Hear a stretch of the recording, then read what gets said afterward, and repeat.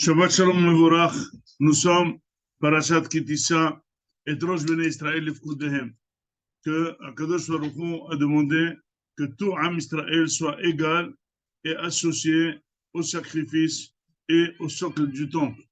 C'est-à-dire les bases du temple sont basées par une unicité, une égalité entre Am Israël. C'est pour ça que c'est marqué, c'est Ashir lo yarbe, ve'adar lo yam'it. Le riche ne doit pas donner plus et le pauvre ne doit pas donner moins. Le riche ne doit pas donner plus parce que s'il donne plus, c'est qu'il sent que c'est sa richesse et lui, il va dominer le pauvre. Pas du tout. Le pauvre non plus ne doit pas se sous-estimer et dire moi, je suis pauvre, moi, je suis sûr. Non, tu es équivalent au riche. Pourquoi? Parce que vis-à-vis d'Akadosh Baruch Hu, tout le monde est équivalent. Et celui qui donne la richesse, c'est celui qui donne la pauvreté. Et tout le monde a besoin de la même tfila et de la même Yeshua. Ne croyez pas que quelqu'un qui est riche moins de prôner que celui qui est pauvre, ou le pauvre est plus malheureux, ou l'inverse. Souvent, les riches en veulent aux pauvres qui disent qu'ils sont plus heureux. Ça leur fait mal. Ça veut dire ils n'ont pas d'argent, mais ils sont plus heureux. Bon, d'accord. Mais il faut savoir que c'est un lot. Et un Kadosh Hu décide chacun qui doit être riche, qui doit être pauvre. Mais la notion est Mahatzit à shekel 50-50, la moitié du shekel. Dit le Malbim pour dire que chacun doit se sentir dans son importance aussi important que l'autre, ni plus ni moins. Ne croyez pas que le riche ne doit pas se sentir supérieur et l'autre ne doit pas se sentir inférieur. Ça veut dire que c'est égalité. En d'autres termes, le médecin a besoin de malade et le malade a besoin du médecin à la même teneur. Le rave a besoin du talmid et le talmid a besoin du rave à la même teneur. Le riche a besoin du pauvre et le pauvre a besoin du riche. Parce que l'un sans l'autre, ça va craquer. Chacun a besoin de l'autre. Quelqu'un qui a une belle voix, il a besoin de public qui n'a pas une belle voix pour écouter sa voix, sinon ça ne sert à rien. Justement, quand on se rencontre deux personnes avec deux belles voix, ils n'ont pas tellement de plaisir. Le plaisir est que quand ils chantent, ils sortent leur belle voix devant du monde qui n'a pas la belle voix, ils apprécient, ils applaudissent, il a très bien. Quelqu'un qui est intelligent, s'il n'a pas des gens bêtes devant lui, ça ne sert à rien. Heureusement qu'ils sont là bêtes pour leur apprendre et c'est là qu'ils profitent. Mais qui a besoin de plus? Eh bien, dit, c'est la moitié. En d'autres termes, dirait le Malbim, la meilleure manière de, de, de savoir, d'éviter la Aïnara, c'est ne pas se sentir supérieur. Tout celui qui se sent supérieur, il s'attire les moustiques et c'est qu'il les gens le voient davantage et il a Aïnara. Il faut justement être humble et savoir que finalement, on n'a pas de plus pour ne pas s'enflammer. Il faut savoir que c'est Akadosh Baruch Hu qui donne tout. Tu es un caissier à la banque. Un caissier à la banque vient qu'il tourne beaucoup d'argent, mais il n'est pas à lui. Et Akadosh Baruch Hu, justement, c'est marqué que l'argent, le riche, il est sur une plaque tournante. Il est aujourd'hui là et peut demain se retourner dans l'autre côté. Et souvent, on a vu des riches qui sont devenus très pauvres et des pauvres qui sont devenus très riches. Donc, il faut savoir que si tu sens que tu peux perdre ta richesse, tu es humble. Quand tu es très sûr de toi-même, c'est là hein, que tu choses. C'est pour ça, je vous racontais une histoire aujourd'hui que j'ai lue de Rav Steinman. Il y avait un monsieur un Israélien, qui a ouvert un cabinet de dentaire à Londres. Et il marchait énormément. Il y avait un lobby de cabinet aussi israélien à Londres qui marchait très bien. Et dès qu'il est arrivé celui-là, il a donné tellement un accueil chaud, il a tellement bien soigné les malades, il a tellement bien souri, etc., etc. Celui qui a mis le pied là-bas, il n'a plus quitté. Et là, finalement, ça a commencé à se chamailler et à la limite, il voulait lui faire un dossier ou sale au niveau médical, le salir dans l'ordre des médecins et même éventuellement les impôts. Il a compris, il a reçu une première attaque médicale, il a compris que ça allait tourner, il a reçu des messages de menaces très claires de eux qu'ils vont tout faire pour le descendre.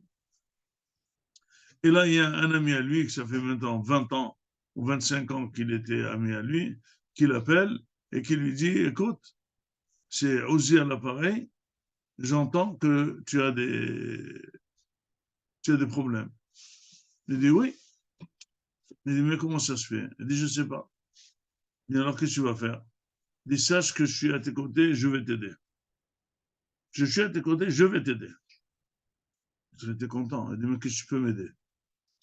Il dit écoute, il faut prendre conseil. Quoi faire? Il faut prendre conseil.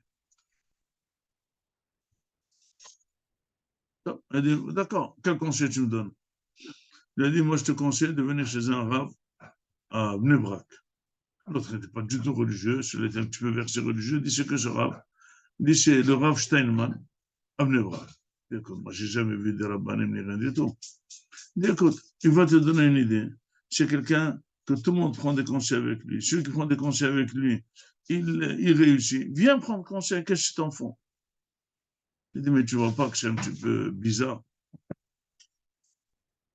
Je viens chez un arabe, j'ai jamais pris, j'ai vu la tête d'un arabe. Il dit, qu'est-ce que tu t'en fous?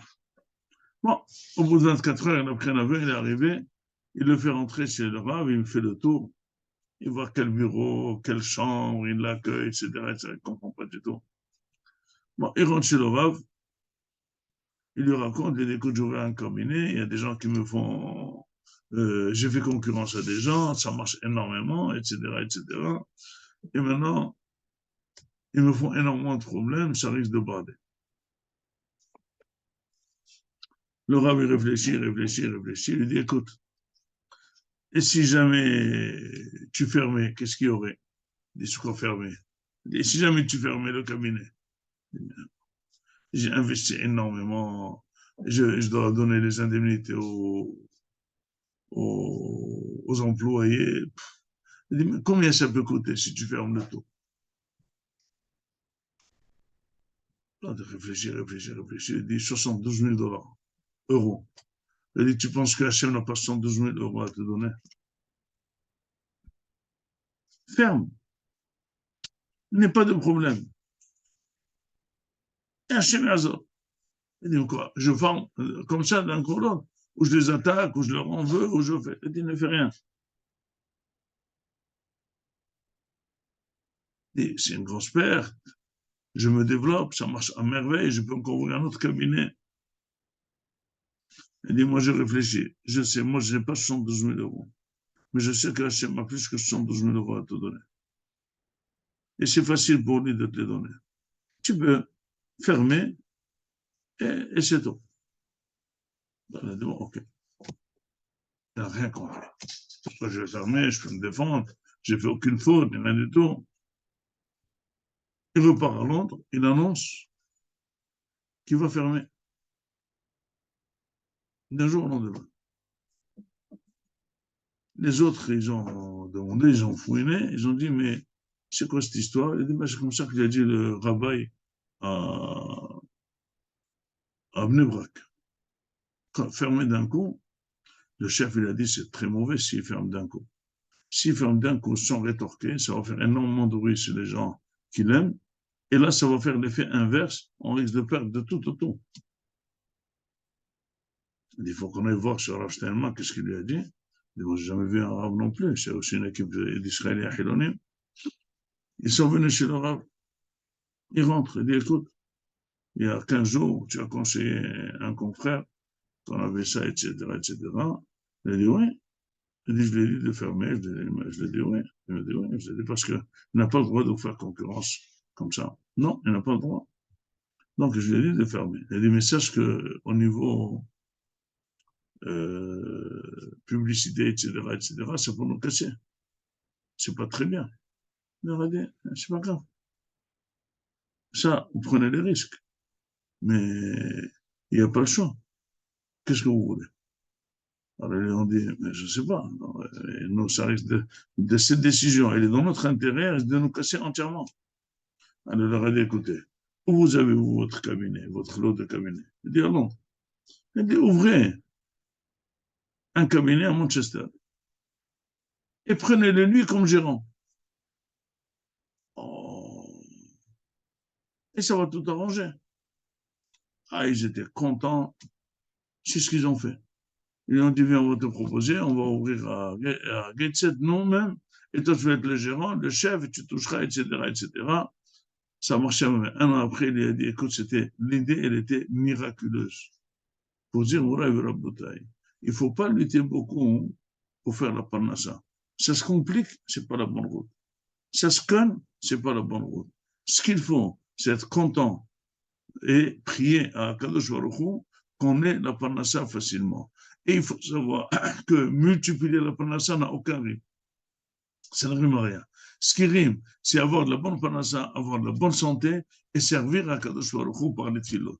C'est pour ça qu'il faut faire participer à Mahatzda Shekel au Korbanot, c'est ça ce qu'elle dit la parasha, et il faut savoir de manière égale, parce que c'est pas sûr que l'argent, ça va être ton bonheur, c'est justement la tfila qui peut t'amener l'argent avec bonheur et la parnassa avec bonheur. Et la Torah que Kadosh Baruch Hu nous éclaire toujours que faire des bonnes choses et ne pas faire à notre tête et ne pas user notre santé et ne pas chercher notre désintérêt en pensant qu'on cherche notre intérêt. Et ça, la bataille, il n'y a qu'une seule chose qui peut sauver ça, c'est Mahatzita Shekel, c'est surtout la tfila à Kadosh Baruch Hu qui nous guide toujours dans le bon chemin. Shabbat Shalom.